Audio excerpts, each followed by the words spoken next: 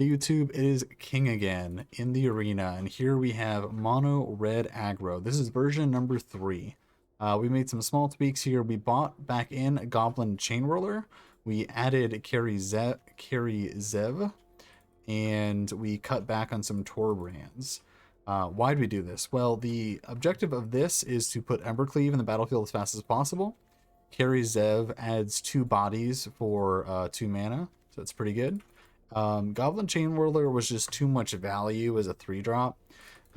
We had to make some space by cutting a Bone Crusher Giant, but I think that's fine. The mana base, we added 4 Run-Up Ruins.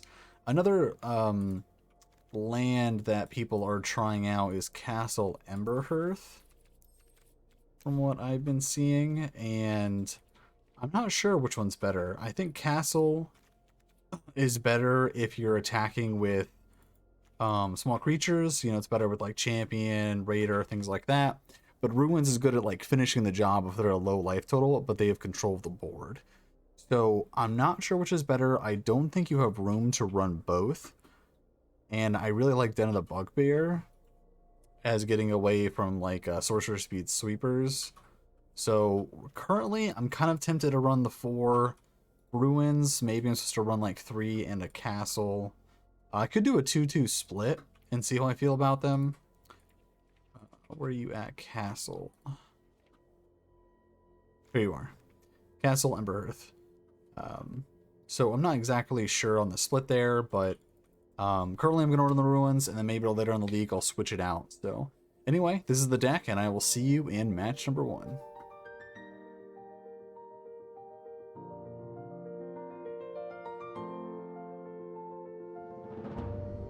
Okay, so here we are in match number 1, debating on this hand.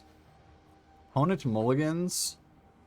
We have a pretty slow hand. I think we're going to mulligan this. No play until 3, and we're going to be aggro deck. We are on the draw, so that's even more of a back foot. We're going to mulligan this, try to get better. Much better. Yeah, much better. We're going to keep this. We don't know if Goblin Chain Whirler is going to be good or not.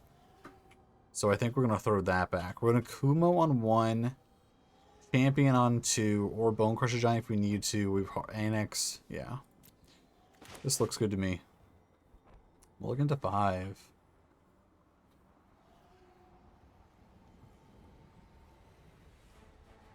As always, best of 1. We're going to be doing 5 matches. When we do play best of 3, we do 3 matches with that. Ooh, almost made a mistake there. You always want to play this first, because you want to get the ability, the second ability when you cast a creature. You cannot do that if you cast this first, because I didn't have a 2-drop.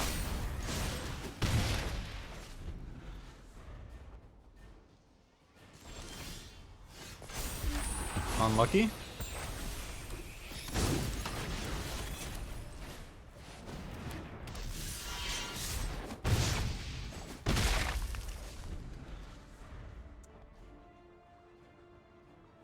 Our opponent did mulligan to 5. They kept the 1 lander, it looks like. Ooh, Waller. Interesting. But this game sadly is over. Gonna be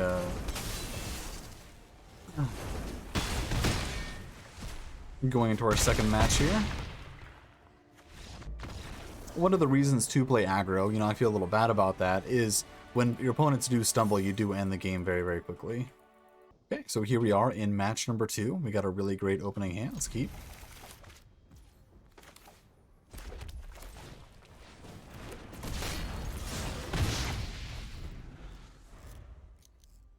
I'm one of very few mono red players that are playing champion. I just feel like you have to have as many 1-drops as possible that are good.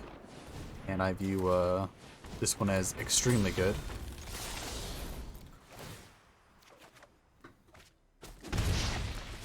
First, so we're probably versing a Esper, that 3-drop that gets the artifact back from the yard deck. So bash here. Sadly, we cannot Embercleave here. Yeah, this is the one. The Grease Fang.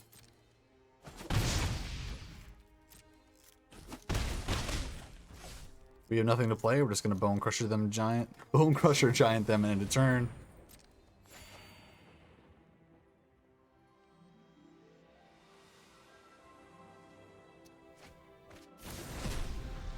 Gaining life is very relevant.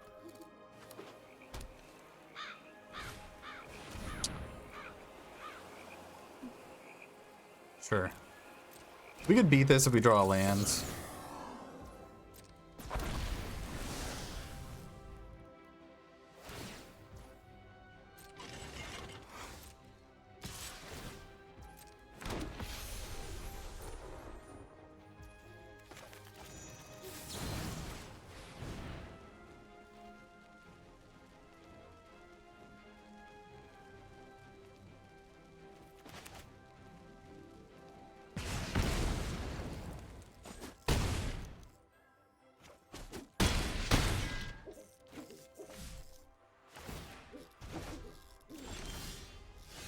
We did not draw a land, so we're gonna lose this because we never drew our third land. It's kind of sad.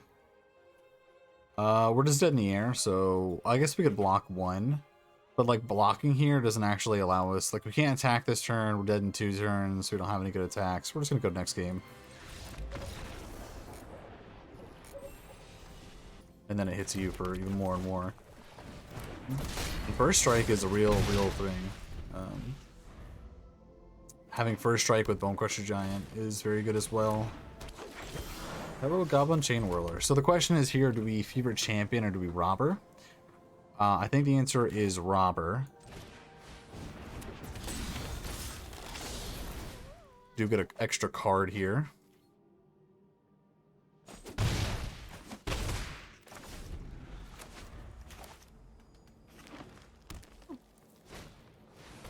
Okay. So we're going to chain load them back into the Stone Ages. And this is the reason that you play Chain Whirler.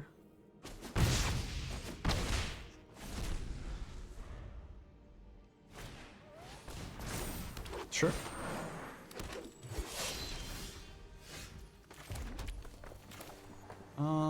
Yeah, I think we just slam here.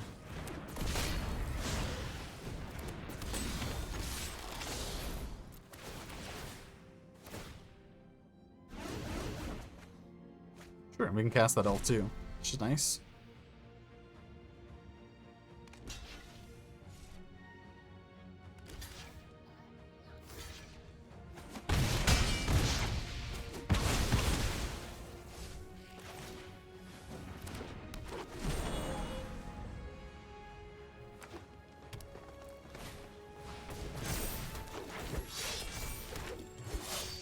Okay, we've reached an impasse. So everything is 3 powered. Currently Chain Whirler is the only one that can attack, not really because it's War Master. Yeah, this is just a pass.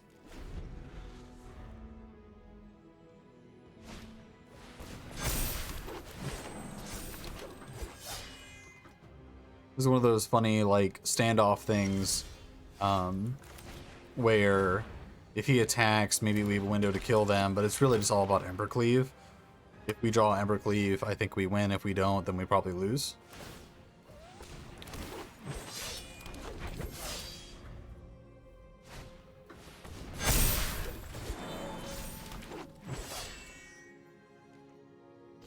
This is probably our last turn to draw it, and we did not.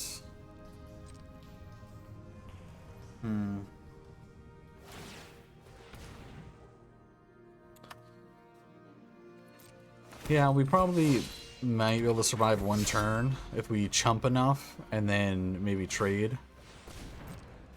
But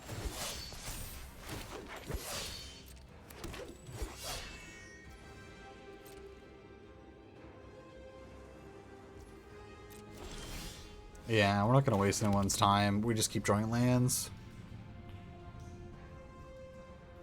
Yeah, I'm good to go to next game here. We had quite a few number of turns to draw. I think Torbrand for a turn or 2 would have been good enough. Ember Cleave for a few turns after that would have been good enough. Okay, this is a good start. So we got Kumo on 1, and then Fevered Champion. The counter goes on 1, and then the attack for 5 on turn 2.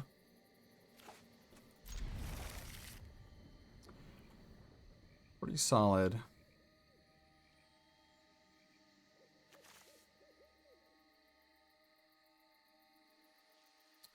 Our opponent has already mulliganed once. I'm hoping they don't mulligan again. I want to see this hand play out.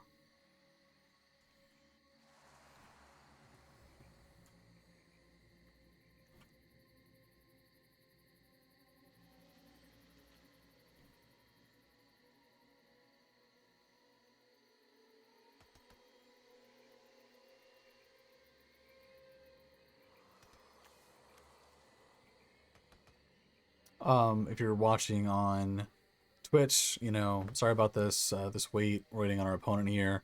If watching on YouTube, you're not going to see all this because I'm going to fast forward to right about here.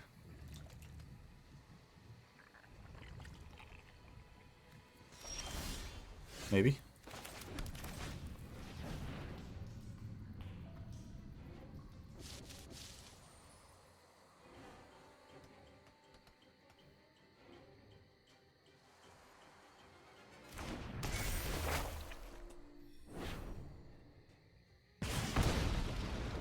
While our opponent considers his actions with this 1 mana untapped, assume it's a opt to consider. Yeah.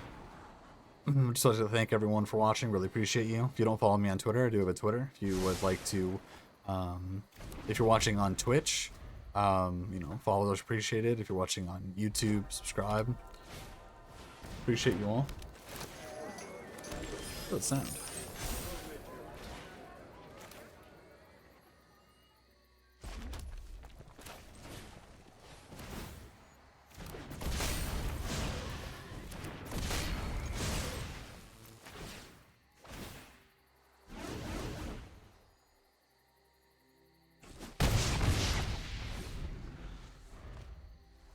Innkeeper usually means unfair things like infinite combo. Oh, okay. So 2 and 2. We're gonna go and try to see if we can get a winning record. Yep, I don't think we can mulligan this. I think this is the classic. If we draw a 3rd land, we probably win. If we don't, we probably lose. We have 2 turns to draw it.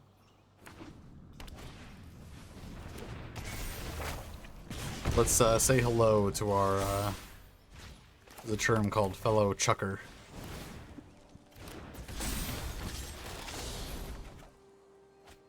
Nice little chain whirler. Having this being a 3/3 is a big game.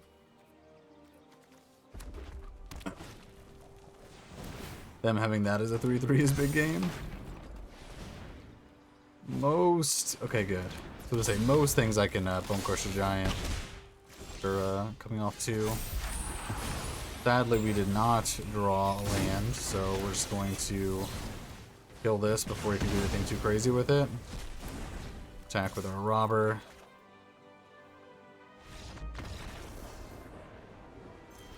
I'm not sure how we won that. That was very, very premature, I'm pretty sure, but we'll take it. 3 and 2. Okay, so here we are for the post-matches deck tech. Pretty solid record. I think that we learned a few things. If nothing else, we learned that the castles are much better than the runes. I think that you probably want some number of each. I think you want probably 3/3 and maybe 2 runes. Something like this sounds good to me. So maybe it's supposed to be something like this. That way we have more payoffs, because we were bottlenecked a few times where we were like stuck against like elves and we're top decking. And sure, we didn't draw anything, but increasing those outs to, we did draw 1 Karizev, and if that 1 Karizev that turn was a Torban, I think we probably could have won that game.